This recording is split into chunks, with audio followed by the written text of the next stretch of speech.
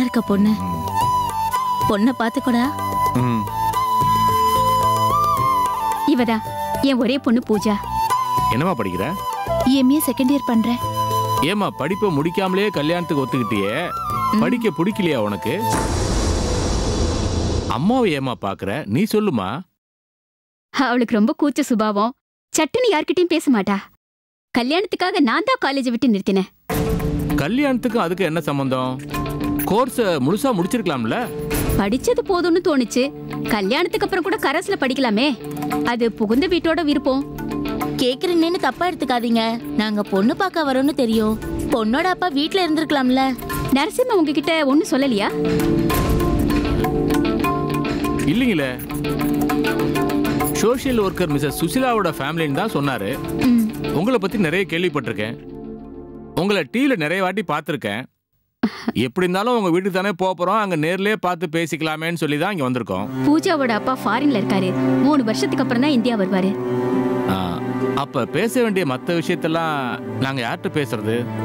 உங்களுக்கு பொண்ணு பிடிச்சிருந்தா சொல்லுங்க, நாமளே பேசி முடிச்சிடலாம். நான் அவருக்கு எல்லாத்தையும் அப்டேட் பண்ணிடுவேன். அவருக்கும் என் மேல முழு நம்பிக்கை இருக்கு. எனக்கு ஓகேனா அவருக்கும் ஓகேதா. என்னடா உனக்கு பொண்ணை பிடிச்சிருக்கா?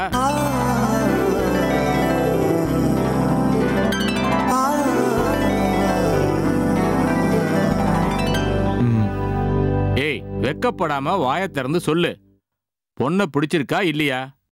பிடிச்சிருக்குப்பா.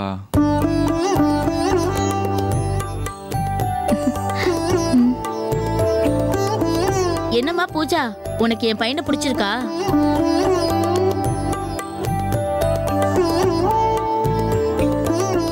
என்னம்மா உன்னை எது கேட்டாலும் நீ அம்மாவே பாக்குற?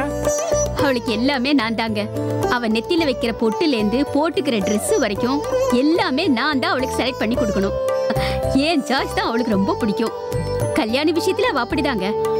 ஆனா பூஜா முகத்துல சந்தோஷமே காணுமே. ஏமா இப்படி டல்லா இருக்க? அவ வாயில பிடிச்சிருக்குன்னு சொல்லட்டும், நாங்க ரொம்ப சந்தோஷமா கிளம்புறோம். ஏய் சொல்லுடி, மாப்பிள்ளை உனக்கு பிடிச்சிருக்குல்ல? பிடிச்சிருக்குன்னு வாய் விட்டு சொல்லு.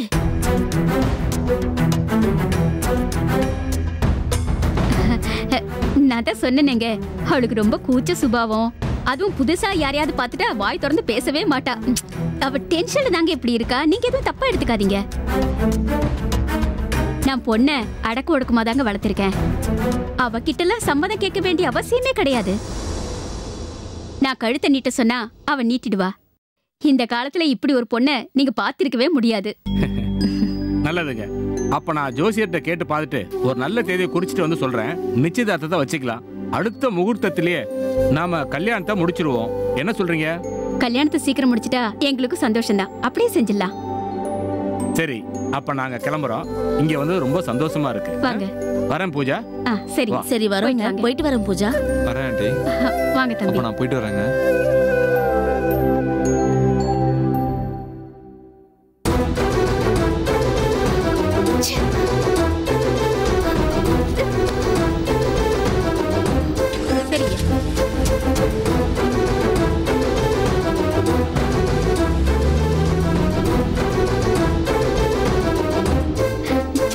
Thanks Pooja.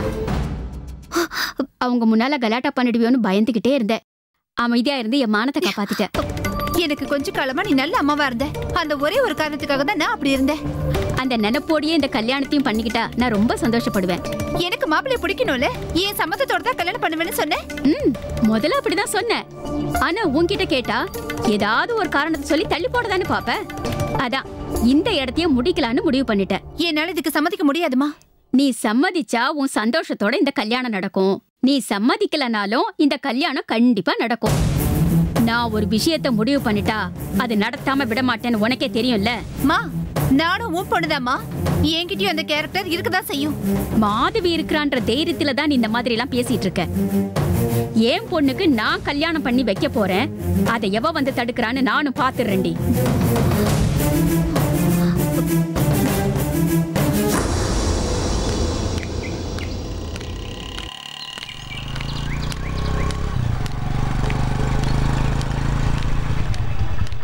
Hey, hi Madhavi.